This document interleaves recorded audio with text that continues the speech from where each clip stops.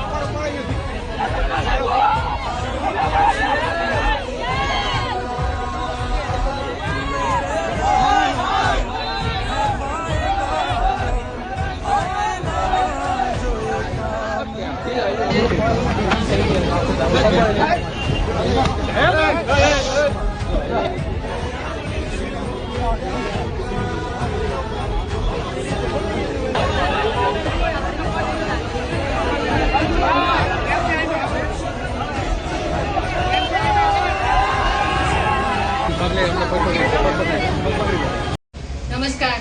અમારા યુવા નેતા યુવરાજસિંહને અત્યારે છોડવામાં આવ્યા નથી અને અમારા જે સાથી વિદ્યાર્થીઓ છે જે ફોરેસ્ટના જે સવારમાં ડિટેન કરવામાં આવ્યા છે એમની અટકાયત કરેલી છે. અત્યારે 8 વાગવા આવ્યા તો પણ હજી સુધી એ લોકોને છોડવામાં આવ્યા નથી. મહિલા ઉમેદવારો પણ છે જે લોકોને 7 વાગ્યા પછી પોલીસ સ્ટેશન રાખવામાં આવતા નથી, તે છતાંય હજી 8 વાગવા આવ્યા છે તો પણ એ લોકોને છોડવામાં આવ્યા નથી.